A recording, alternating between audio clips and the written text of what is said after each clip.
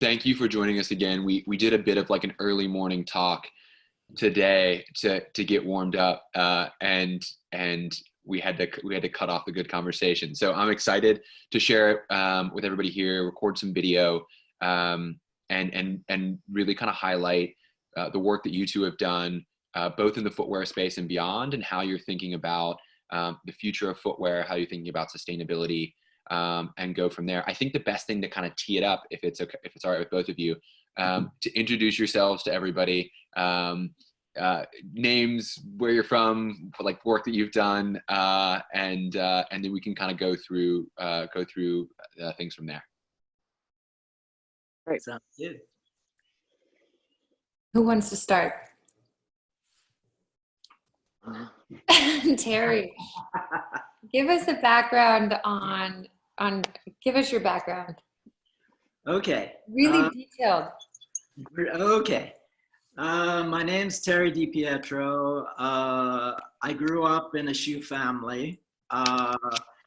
Had no interest in it really, but my father had the third largest private shoe museum, and that was sort of fascinating. So I was well aware of the history of shoes, and his collection was pretty extreme, and that was always fascinating. I was trained as a painter. Music and art were more of a love than the shoe business. However, at a certain point, I combined the two out of necessity, and I decided to be a shoe designer. I was a little ahead of the curve back in the 70s, but I found work in the very, very high end, and worked with, fortunately, the best factories in Italy, and for outfits where price was no object, the customer base were more or less rock stars and the jaded and the people who were just bought shoes for their beauty. And those shoes are now in the Metropolitan and so on. But I came into it thinking that shoe design was based on my drawing ability, my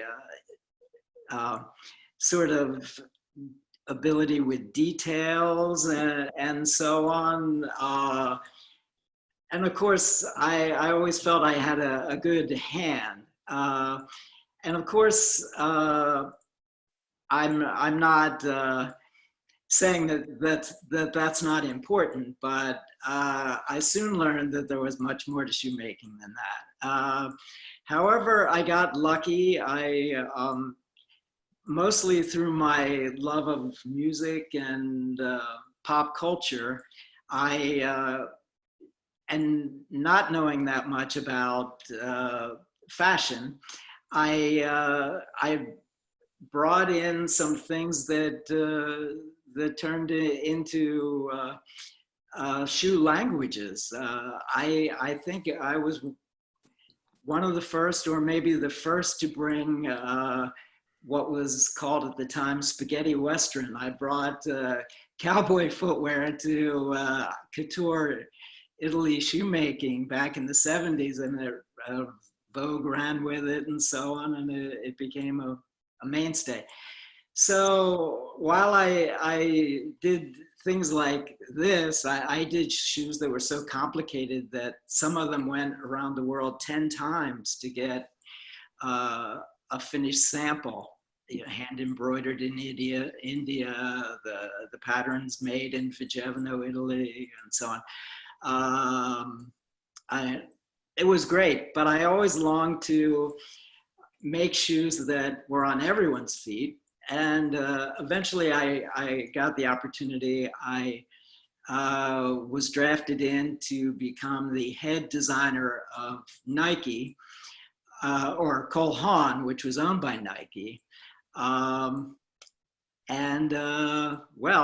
I have also held that role as the head designer for footwear for Ralph Lauren as well. But for Cole Haan under Nike, I did that in both men's and women's capacity for 21 years. I was fortunate enough to be brought in, well, all North Star projects, but also to bring all of Nike's technology into everyday footwear. We approached it at first at the high end. Since we chatted about this morning, I thought of a couple of interesting things that happened along the way there, but I could go into that later. But actually, we started with something that was more along the line of a trainer, but a high-end trainer in the world of, say, a Prada shoe.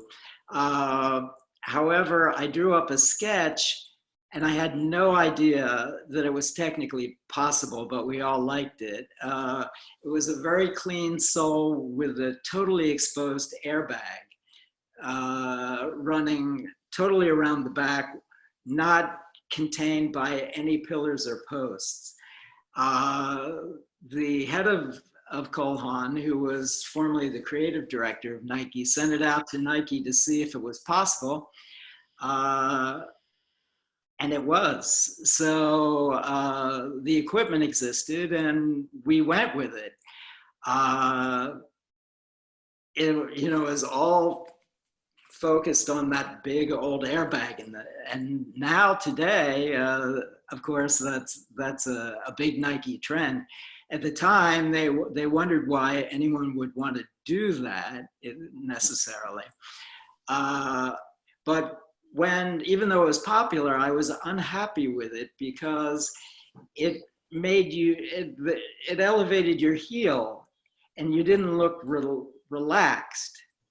And that bugged me. I felt like people were pitched forward. So eventually, living near a college dormitory, I noticed that all the girls were wearing very, very, very flat trainers, and it looked really relaxed, and I really responded to that. So I went with that, and the designs were beautiful, the wearability was beautiful, the fashion sense was beautiful. However, Nike had several hundred airbags, and none of them were low enough and they weren't building an airbag for Cole Haan. So we were stumped for a little while, but someone who was working in the factories came. He was an American who went to work in the factories in China and came back and was working with Cole Haan, and we had a conversation, and he remembered a children's airbag that was very, very, very tiny, and it worked seamlessly, and we were able to create something that gave you all the technological benefits, but was nice and relaxed and casual and so on. So that was sort of a springboard to a lot of businesses, sort of some of the franchises that I worked on that went on to sell millions of pairs, and were based on that idea. And finally, to the head of Cole Haan, who was the former creative director of Nike, wanted to produce dress air and figured that would encapsulate all needs in life. But he wanted to start it out as high a fashion as possible. And in actual runway shoes with 4+ inch high heels and so on, and to launch it on the Oprah show. And we thought we'd get in buy-in from Saks and Neiman's and so on. But it turned into this, I didn't even think it would work. In fact, the Italian factories balked because they didn't really know where the technology was best suited in a shoe that's pitched at such an angle. And so, well, we made the shoes and we made them look beautiful and function. And the response was so overwhelming that Nike had to use their own sort of switchboards to take the all the response and call in and so on that came in through the Oprah shows, and there were subsequent shows. And from that, he was exactly right. We got to take it to every part of life. Love it. Depietro, that was awesome. So awesome. And we'll kind of circle back around, and we can dive into different programs and sort of different, I think, like tech advances that you sort of touched on there too. Kind of a question that I have queued up. But Josh, I wanna turn it over to you and hear a bit more about your background. I think would be really interesting to talk a bit about how it's cross-functional, not just in footwear, but then also in hardware and with other goods as well, and sort of that design pragmatism that you bring. Sure. I just want to add that it's just been such an honor to work with all of you, and especially, you know, working on this project with Terry. It's just been so amazing. You know, Terry and I met at Cole Haan, so I got to see some of those brilliant things come to life from the beginning at Cole Haan that Terry worked on. So I'll dive into my background. I also graduated with a fine art degree, and my major was illustration. So that was kind of my way in the industry. I did not have a design degree, but I developed my own portfolio. I sought out a pattern maker when I was in college, and I worked very closely with her, and we made a lot of weird, interesting dresses together. And that I was also building weird machines on the side, and I was always a maker, you know. But my portfolio was very unique because I did not have a background or a design school to kind of hold my hand in that process. But I look back on it now, and I think it was a blessing more than a negative in my career. But I had the opportunity to get in front of Ernie Buffalino. He, back in the day, he was the main recruiter at Calvin Klein. And, you know, I met someone and they gave me his number, and somehow I ended up in front of him. And it was very interesting because he literally laughed hysterically when he looked at my resume. And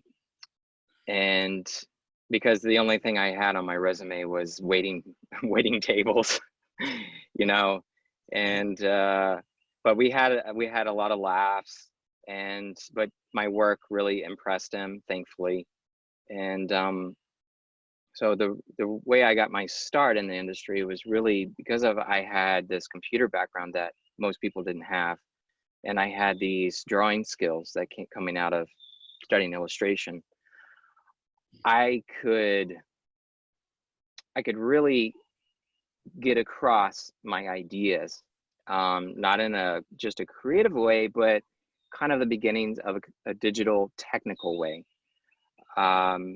So they hired me immediately to work directly with the designers. And I think you know, we all have our, you know, the companies that we kind of feel like we were born and raised at, and Calvin is definitely one of them, because I had the opportunity to work with not only the graphic design team, the wovens team, the knitwear team. I also worked for the denim team. And then towards the last year, I worked on runway with, you know, while Calvin was still there, and some of the rock star designers that were there at the time that went off to do other rock star things. And I've met some really incredible people there. But that kind of set me up to, I don't know, work on a lot of different things. And I knew I gravitated towards technical design. And when I say technical design, I mean, you know, it could be hardware, it could be anything that was technical. I loved it. A lot of people don't really like it so much, at least at that time. So I took on all that stuff. I was like, oh, you need hardware for your handbags? I'll design it. If you need hardware for, you know, your apparel, I'll do it. So I became pretty proficient designing hardware, and at the same time, I was designing some really radical things for them. We were doing some injection molding for bags that no one was really doing or ever did. So it was a really amazing experience. And then after that, you know, I freelanced for a while and I did hardware for Marc Jacobs. The hardware I worked with a small team in New York, and we worked on the first Marc by Marc Jacobs handbags, and we brought the whole chunky luggage inspired hardware into the market for the first time, and that was a huge success for Marc Jacobs. And then that propelled me even more to just keep going in that strange direction of, you know, mixing hardware with leather and soft goods and hard goods all together. And then I did some runway stuff for Kenneth Cole because my friend Jenny was over there, Jenny Newman, Terry knows. And then my amazing designer. And then I ended up at Cole Haan, and that's where I met Terry and started working with the Nike team. Incredible experience working with Nike technology. First, I was using it, trying to figure out how to use it in bags. And we were using the Nike honeycomb system that they developed for a slide. And so we, you know, long story short, we did a lot of work with Nike. And then I got hired by Nike shortly after I left Cole Haan. I launched my own backpack, specialized backpack company that was really designed for the Japanese market. And I got picked up with a licensee, and that was incredible. So that was short-lived, but it was an incredible experience. I ended up selling my designs to Brooklyn Industries and getting to know Hop over at Brooklyn Industries. At the same time, I was working at Cole Haan. And yeah, Cole Haan to Nike, from Nike, I got more into the industrial design. I think after Nike, I started another business on folding technology. And then I worked as an industrial designer for a company called Built New York, and we worked on a lot of hydration and cooler bags. A small project I did with the guys over at Peloton on their new treadmill. Just helped them with the soft molded component of the base of the treadmill. Yeah, and then fast forward, you know, I'm working on some really interesting projects that are really based on the medical industry, but they're containers, and I'm also kind of a product, I would say, design director right now we're doing our best to get a splitter out for the ventilators. Cool. Cool. So people can Yeah. thank you for the medical support and for staying fit in in the midst of quarantine. Guys, that was awesome. It's really great to hear, and a lot of that stuff I actually didn't even know. And we've been working together for the better part of 2 years. That was great feedback. I think where I want to take the conversation, you both have a ton of experience across the industries, both within retail, with hardware, and with footwear. I think it would be really interesting in sort of framing this conversation around the future of footwear, by first starting with a couple of like material innovation or footwear innovations or design innovations that you've seen over the past 20 years that have really sort of changed the game, or maybe 30 years that have really changed the game. How that's been sort of incorporated, things that worked, things that were crazy and didn't, and then also kind of guide that conversation towards where we see that going. Like what's some of the new tech that's so interesting, and kind of take it from there. Do you want to lead this, Terry, or? Well, maybe the new tech part you should get here. So maybe I could do a little bit of the ancient. Really quick, guys. Before we go to the future, because I know I have a ton of questions about that too. I wanted to throw in, could we start with, there's a couple of questions on the history of footwear, just a brief history, just so people, and shoemaking, just so people know kind of when we talk about Nike tech, to somebody who's not a sneakerhead or who maybe is a sneakerhead but doesn't know why Nike is so important, or why Nike Air, for example, is so important. And then it kind of explains some of these technologies in context of kind of the history of shoemaking and how, X number of years ago, we didn't even have rubber soles. And then the other question was around what is footwear making and why is it different? Like, what are the main component parts? Like, why is footwear design so technical? If you could just break it down for those of us that don't know anything about footwear, like I was about 2 years ago. Well, let's see. When I was in my early 20s, I happened to work for a while with Beth Levine, who's, to everyone, is probably the most legendary of all United States shoemakers. And she said that a shoe takes a larger beating. If you were to tie a tire to your foot, it wouldn't last a day. So there's an ancient technology to footwear making, to the making of the last, and so on. As I touched upon earlier,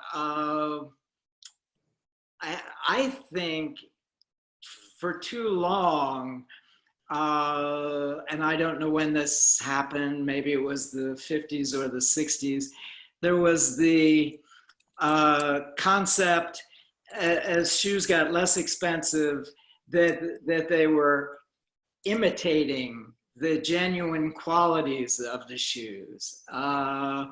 Whereas authentic shoemaking is starting to emerge again. And I was so happy during the material segment the other day when Rodrigo actually mentioned that he wished design would start with materials. And as soon as I got to the factories in Italy, that was the first thing that they were trying to educate me on. They were saying, like, don't come to me with a sketch and try and dictate, up. Of course, we can achieve anything, but the way to make a shoe is to first find a material that you love and then explore its properties. Is it soft? Is it flexible? When you crush it, does it have memory? Does it come back without any creases in it? You have to explore all the possibilities and all the personality of the material you're working with. And it could be a man-made, it could be a fabric, it could be anything, but each material has calls out something that really will make it shine. And when you have the material and you're excited about it, then the next thing is the construction. If it's a soft material, you don't want to hamper it with heavy glues and a stiff sole and so on. You want the shoe, you want the material to naturally drape, to just fall, to just be like a sock. And so that calls out a construction. So whether it's a stitch out or a strobel or a moccasin construction, all these things, these are constructions I'm talking about where you're wrapping the entire upper around the whole shoe and then applying the sole, or you're loosely attaching the upper in the stitch out to around the sole edge without any of glue, heavy glues, or things that could take away from the shoemaking. So once you have the material and the construction that you want, then you want a form. And of course you want a form that is not dumb. You want something that that speaks to a lot of occasions. It speaks to a broad range of wearers, not necessarily young, but active and young thinking. And they should be cool. I mean, shoes are the biggest indicator of your personality, along with your hairdo, and much more than apparel, I have to say. And so, I mean, they should have some cool factor to them. So you need a form that's democratic, somewhat anatomical, not too rigid and not too extreme. Every time we go too square or too elongated, their lifespans are usually very short. I mean, there's something when people say classic, some people get a bad connotation, but there's something about natural form and classic shape that, I mean, sandals are basic. I could show you sandals from the Egyptians and before, and they're basically the same thong sandal that we have today, without question. So once you have, now we have the form, the last that the shoe is formed upon, the material with its certain characteristic. Of course, a work boot would have another characteristic, a cowboy boot would have another characteristic, a trainer another. And the construction, that more or less eliminates the need for us designers, because there's only going to be 2 or 3 patterns that are going to, I mean, that's more or less, when you put all those things together, it more or less is going to tell you what is going to be beautiful and natural and wearable, So. You're a designer. Yeah. Terry holds a fabric and then can envision a design. Josh, would you walk through kind of I mean, you mentioned earlier that you fell into footwear design, but then fell in love with it because of the technical aspect. Would you just walk through for a couple of the people that are listening about just like the outsole, molds, glues, like designing into footwear is actually, it's a lot of advanced material design. It's so much more technical. Would you just explain some of what it means to design a shoe? Well, starting, leaving off where Terry left off with the material, it's really important to know who you're designing for, your price point, and what materials are available for the project. And you know, I spent so many years working at different times. I've gone back to Cole Haan or worked with them as a freelancer. One of the first times I started working with footwear was at Cole Haan, and you know, it was always very heavily dictated by that kind of, I would say, traditional shoemaking, but at the same time, you know, we had that inspiration and innovation coming from Nike that made it a hybrid shoe. And as we know, and we just heard, you know, that was a lot of to do with, you know, the designs that, or the innovation that Terry pushed to make happen at Cole Haan. And so I really, when I, you know, working on footwear, I think about those underlying DNAs that we started at Cole Haan and where it's evolved now.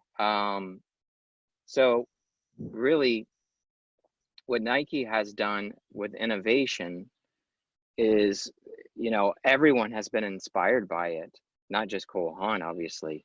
The entire footwear world has been built up because of the innovations that Nike has developed in their kitchen, they call it. I feel like the outsole and the upper are just, they're married together without like the right outsole and the right flexibility, and you know, the way that it's designed to kind of cradle the foot and support the foot. You have to kind of mimic that on the upper as well. And I think what we're seeing right now for some of the first time is we've gone from shoes that fit the foot, that don't over relax the foot, that basically cradle it and keep it sturdy, to the opposite. We've got these super cush outsoles with these uppers that are completely flexible, so our foot is swimming around. It can't, you know, and it's wearing our feet out. For the first time, people are like, why did I just, you know, walk a mile and my feet are killing me? You know, it's like, well, you know, we gave you what you wanted. You wanted a super relaxed shoe with no structure. So I feel like, if I'm talking about more of the technical aspect of it, it's coming from that engineer knit. It's coming from the materials, or the outsole, they're actually made in labs. I know, you know, a lot of these chemical companies, these big chemical companies are making new proprietary foams for these companies that are engineered for lightweight, yet have the densities and the diameters that we need for, you know, and when it comes to Nike, you've got all of the different categories. You know, you've got your training, you've got your running, and then you've got your casual. So, you know, it's just, I don't know, it's hard to talk about it as a whole sometimes, because I just like go off in tangents about all of the different like technicalities of it. But I think what's happening right now is the most exciting time ever in footwear. I feel like that we're leaping ahead because of technology, because of 3D tech, you know, printing technology, and I mainly mean like liquid bath 3D printers. We can print in TPUs and different materials that you know, we can build structure and outsoles on the computer and build, you know, as our foot pronates and as it, you know, as it steps, all the different pressure points of our foot, and there's many different ones, we can allocate different densities in all of those different areas now through technology. And, you know, going back in history, like Terry was saying, you know, you started with material, you had, you know, probably a Goodyear construction or Goodyear welt when a lot of those old dress shoes, but now you're seeing these dress shoes that their outsoles are quickly glued, you know, because because the technology is there. We don't necessarily need all of this heavy stitching or this laborious process anymore, because we have, you know, glues that aren't cancerous anymore, or we've moved in the right direction with gluing, and then now we're even trying to get away from gluing altogether with some new strobel techniques, and of course this warp knit, fly knit, whatever you want to call it, engineered knit uppers that are eliminating all of these seams, eliminating the stitching altogether, because it comes right out of the machine. It's formed and it's pressed, and it's incredible. But I think a great shoe designer like Terry, you know, you always want to know history, and you want to know where footwear making comes from to build a great modern shoe as well. And that's something that I lack, and that's why I'm always asking Terry so many questions. I think to be a great footwear designer today, you have to study history. And to Terry's point, you know, the thong came from the Egyptian times. It's not that we're reinventing the wheel, we're reinventing some of the technology around that wheel. Fantastic. That's actually a really great segue, Josh, into talking about kind of what we came here to talk about, the future of footwear. And so I guess maybe you guys could break it down and talk us through some of the biggest advances that have happened in footwear over the past 10, 20, 30 years, or have there been different turning points where footwear has really changed? And then with fly knit, 3D printing, maybe we can just dive into what we're really excited about in the next 10 years. Yeah. Well, I'm excited about the wearer, the consumer out there. She and he they expect a good design. Really, I mean, now the proportions have to be right in every product from anybody, really. They expect the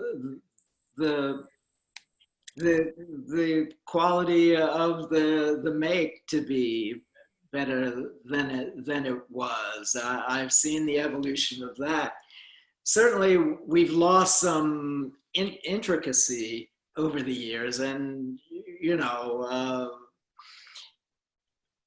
well, a good example is I love these shoes that I remember from my father that were woven, but they weren't like woven shoes that you saw. They unfortunately made noise, but they took the shape of your foot.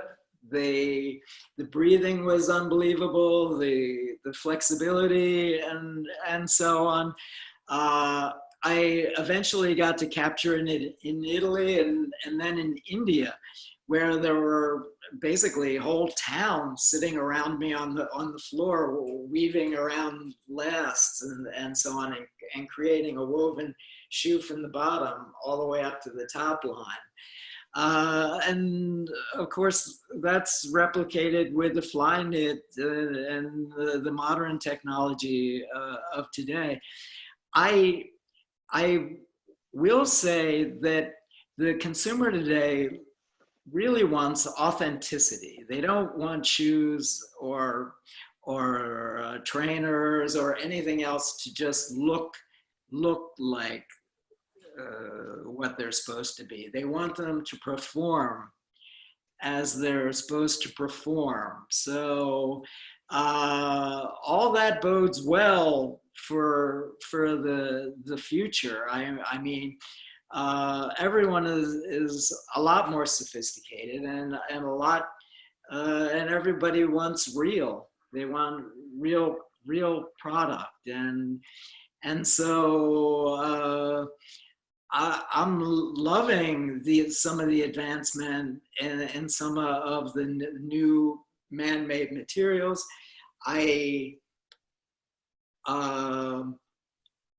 am happy. I really hope they expand because, of course, the very first ones were imitating leather. And of course, there's a lot to be learned from leather, the finishes and the feel and the texture. And everyone should, I know the exotic market, the people who wear reptile shoes, that's really taken a dive, and probably that's a good thing.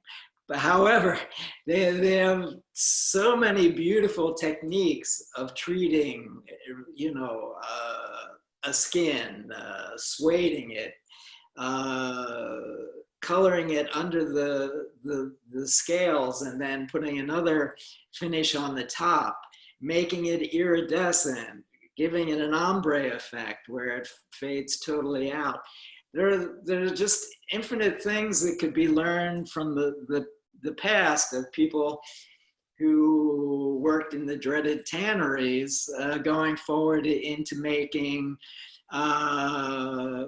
very fashionable and exciting product with materials that, and I'm super happy so far working with Thousandfell. I'd never actually worked very much, though I was always intrigued with sustainable materials. In the beginning, it was cost prohibitive, but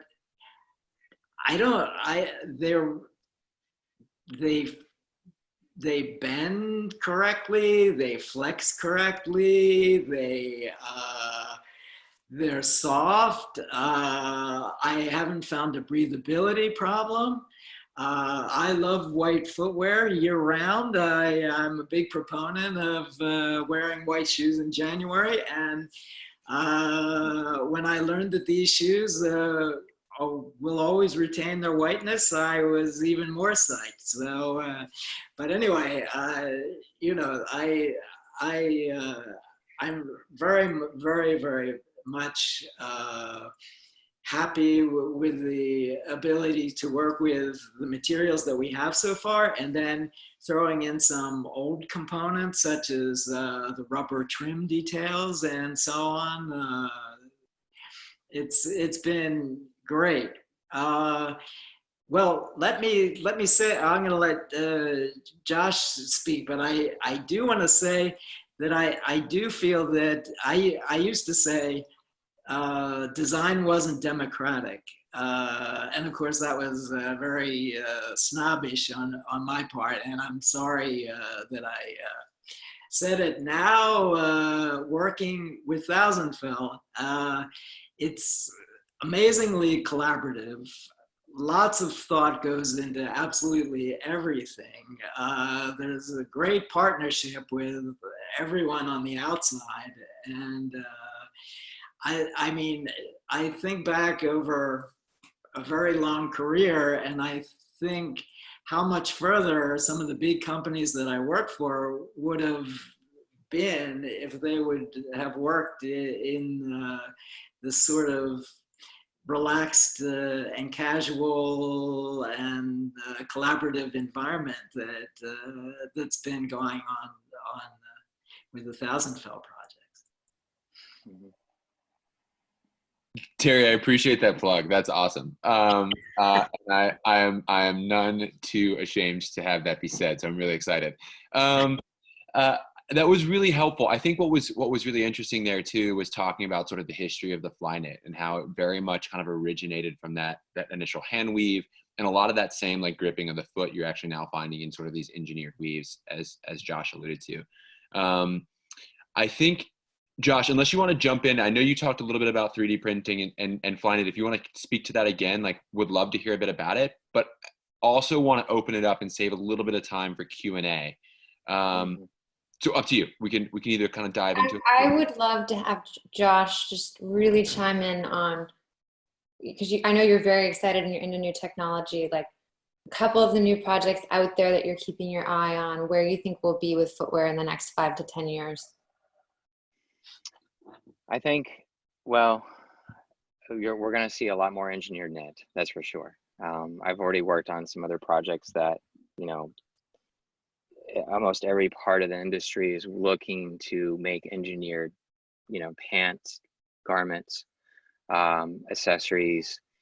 And I think the machines themselves are, they're finding, you know, I have someone in Hong Kong that is constantly showing me new techniques on what they're achieving at the factory level.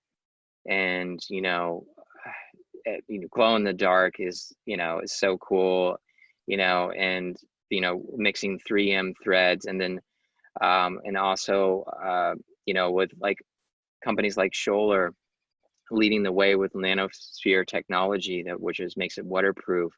They're actually achieving waterproof engineered knit now. And then, you know, having the ability to knit something where you can specify in every little, you know, every 5 millimeters, basically a different stretch quality. You can, you know, these machines can knit in, you know, lycra whenever you want it to. You know, it doesn't have to just be, you know, from a certain set of spools. So there are machines now that you can feed several different spools of different yarns in. And there's been a lot of testing now with you know, natural materials in these machines. So it's almost kind of like we're going back in a way, although we've gone way forward. So I think that's really exciting. And the engineered is like mixing super like advanced yarns with, you know, wool, with, you know, cashmere, you know, some of these like silk. I think that's incredible. And I think that's where we can get some luxury.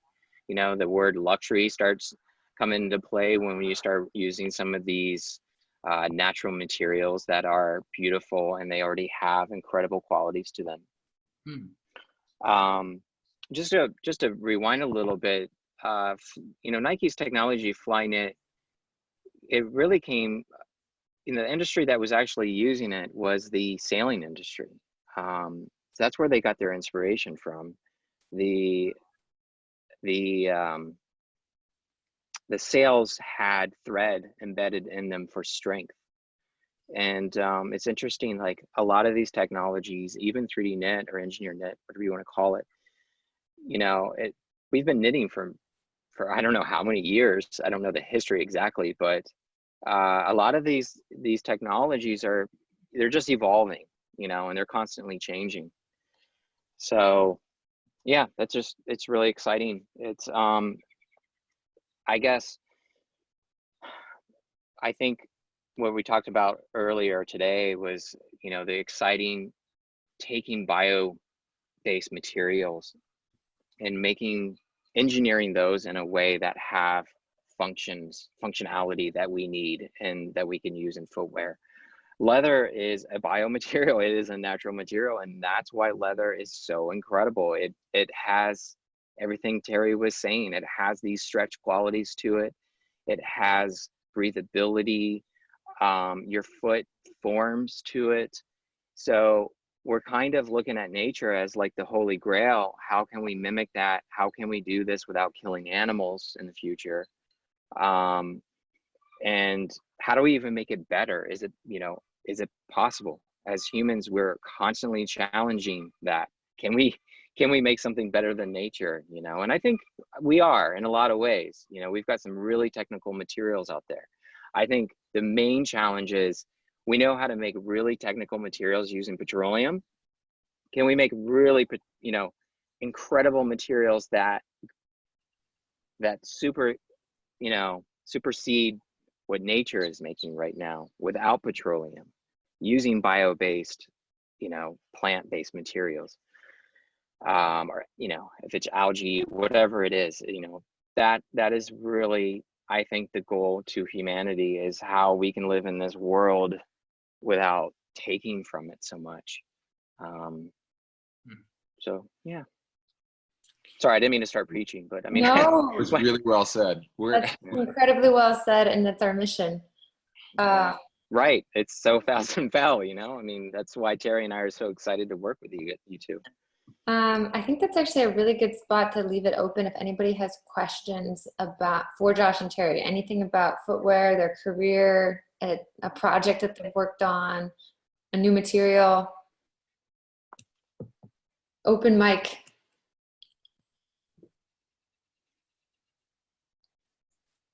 If nobody has Is everyone unmuted, or how does this work? Yeah, everyone can unmute themselves if they have something. Otherwise, I have like 7 from Instagram. I can just pick a few. Hey guys, how's it going? I've been on mute, awesome. Just so inspiring hearing you both talk about how you approach footwear design. And this may be kind of a silly question, but when it comes to materials that are essentially like considered to be zero waste or closed loop, how does that testing, like wear testing process, differ from performance materials or from, I guess, like synthetics or other materials that might not be considered sustainable or recyclable? I'm sorry, could you, what exactly are you asking? How is it? How is like the wear testing different, or is it different at all?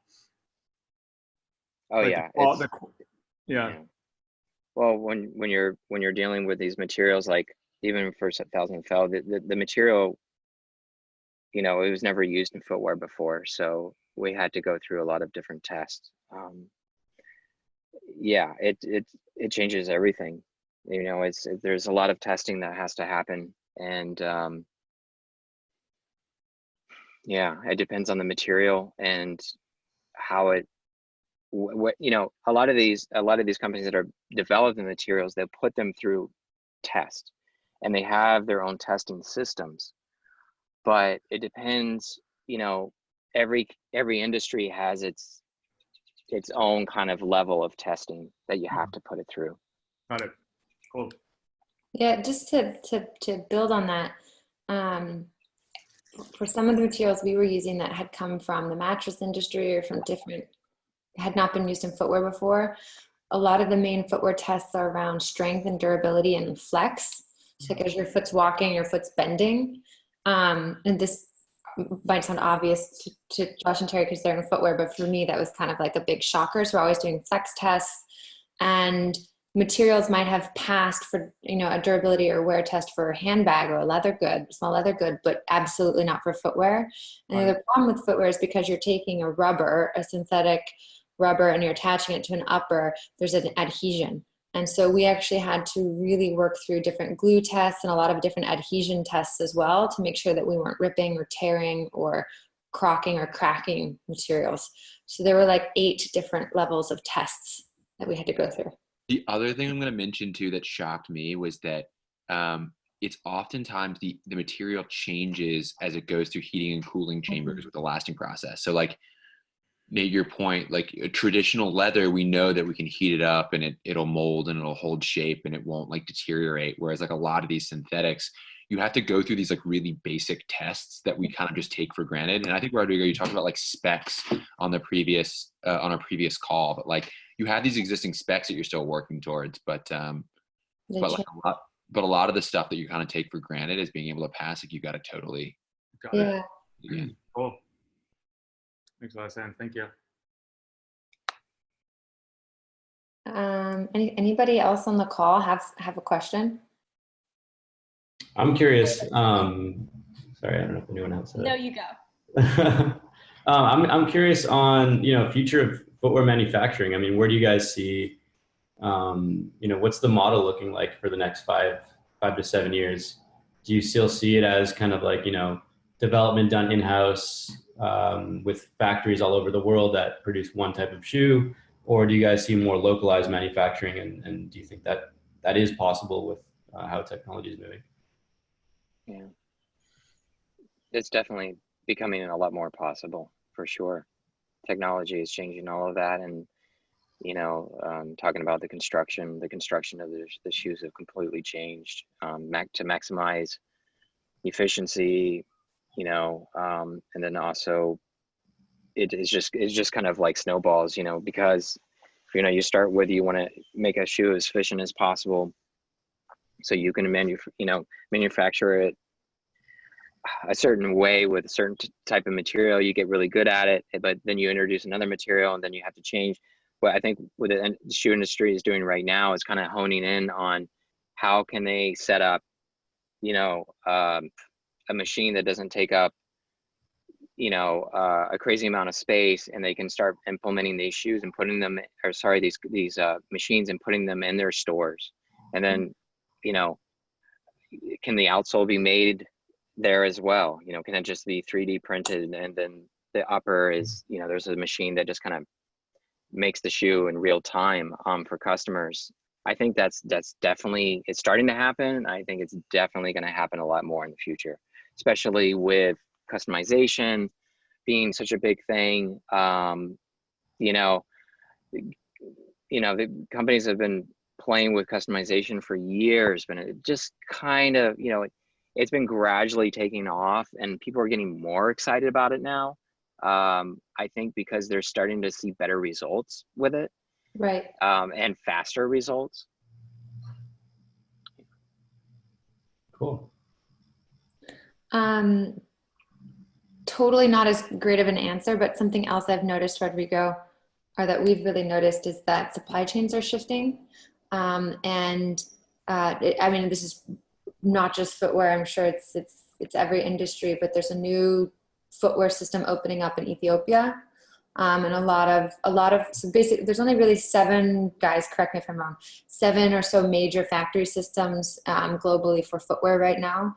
And a couple of the major Chinese owned factory systems have moved to Southeast Asia, to Vietnam, but they're now opening up in Africa.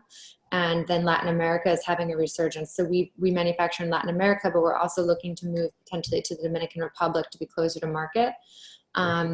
So I just think there's going to be a global shift in where footwear is coming from. But we obviously also looked into opening up our own R&D facility and our own factory. Footwear factories are much more expensive than regular factories. We didn't really get here to break it down, but like a footwear production line, because of the heating and cooling chambers for like glue and adhesion, and then because of the molds for rubber, they're millions of dollars just for a line. I think he was quoting us like you need $2 to $3 million per machine, and you need 15 machines for one line. And so I think we're still probably going to have, to answer the beginning of your question, development in-house, and then different factories around the world manufacturing each type of shoe for some time, unless we can get to 3D printing faster. Yeah. Mm-hmm. Yeah, for sure. I have 2 questions going off of that. So my first question is so these factories that are making these shoes that have these 15 lines of production, have these machines, where are those machines coming from and why are they so expensive? And then my other question going off of that is, if we did do more 3D printing with shoes, because they do involve so many materials, that was felt every single bit of it is a different material being used.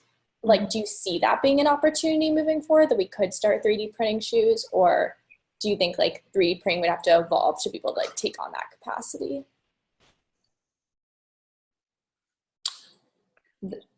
I can talk about the machines, if Yeah, you, the machine. which is less of a design question for these guys and more of supply chain question for me. These are huge specialized machines, and the ones that are really expensive are a lot of the injection molding machines that they run, and these it's almost like a massive jet engine circular thing that they're just constantly pressing down, and they're just pumping out hundreds of thousands of shoes, and it's being able to do that not only at scale but able to do it for 30 years. So those are major machines, and the majority of them are actually made in China. And so we're talking about setting up these factory systems as well. But if you want to set up a factory system like the DR, you want to set it up in Africa, you're importing these massive injection molding machines and steel press mold machines, and specialized machinery to build out these lines. And then the majority of what people are doing is they're training local staff. So you've got these really great skilled factory owners from Latin America, from Italy, and from China coming in and setting up kind of local workforces that they've trained. So I don't imagine that the machinery, unless we switch to, which I'm going to kick over to Josh, to like 3D printing. But I think there's also an opportunity for sort of monomaterialing, and maybe Josh, you want to talk more about that and some exciting things of quickly, really though, the reason we're training people, and 3D printing would eliminate this, injection molding kind of eliminates this, but the majority of footwear is still handmade. Yeah. And it's a really manual process, and there's so many different hands touching each shoe down an assembly line, but everything from the gluing to the stitching,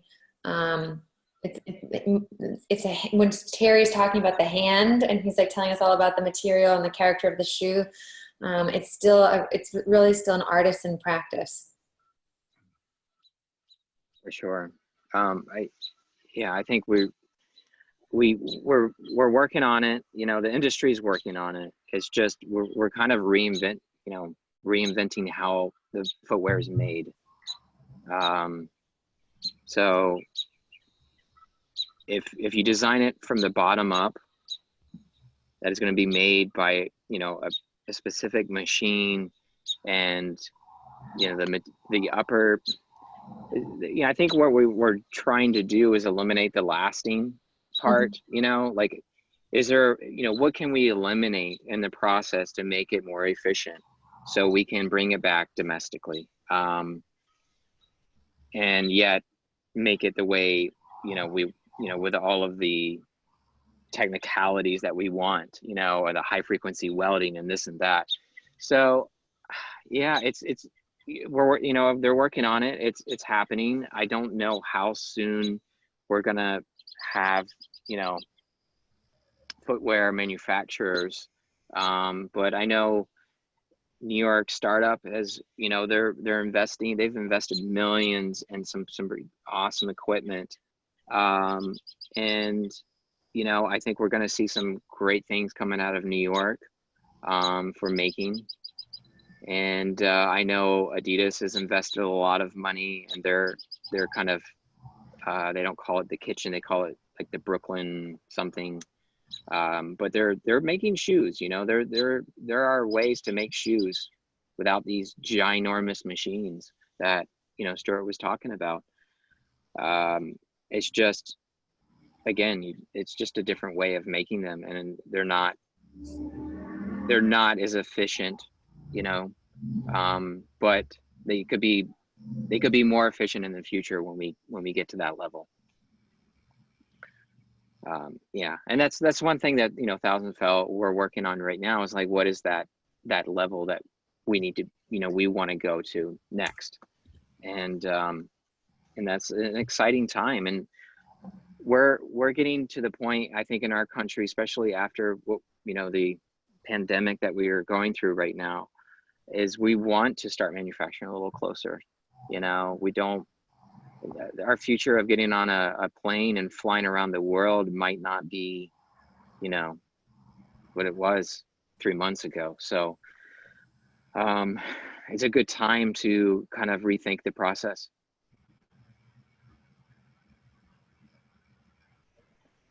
Fantastic. And then Maria, on the second part of your question, will we be able to 3D print a shoe like Thousand Fell that's made of multiple materials? Josh might have a better answer for this. The one thing I would say to look at is our shoe right now is made of multiple materials, but we've really heavily focused on 3 main material groups. So recycled polyester, synthetic rubber, and food waste, so that when we pull the shoe apart, we actually have limited material streams that we can recycle or upcycle. And Adidas has Futurecraft Loop, which is a shoe that's completely made out of one singular type of plastic or TPU. Now, I believe we're really far off from being able to 3D print that. But that would, designing into one material eventually would be a way that we could 3D print a shoe like Thousand Fell, I believe. But that's a really basic answer. Yeah, there's for 3D, they're working on technology now where 3D printers will be able, it's almost like kind of similar to like engineer knit, where they can inject you know, for right now, it's more of an industrial design thing with like a hard plastic, and then it can start printing TPU. So you can have a piece that has flexible parts in it. So you could apply, and it is being applied to outsoles as well, especially prototyping. I've seen a lot of different prototyping recently at a Kohan that they were actually using that technology. But, you know, for actual production, you know, I don't think we're there. I know Adidas is 3D printing their outsoles, and, you know, they're more expensive because it takes time to 3D print that type of TPU or that type of whatever durometer plastics that they're using. I think it's a special blend for their outsoles. Yeah, I mean, it's possible. We're almost there. I think we're about 5 years away. I think we're about 5 years. Awesome. Cool. Thank you.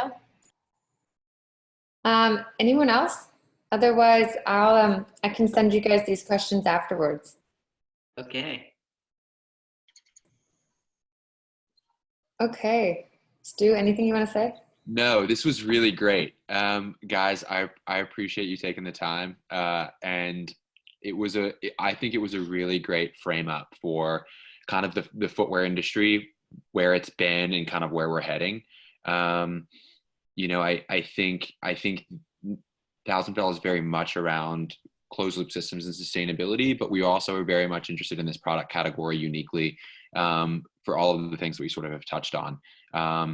So guys, I appreciate the time, and we're working on a place to land all of this content too, so that we can share it.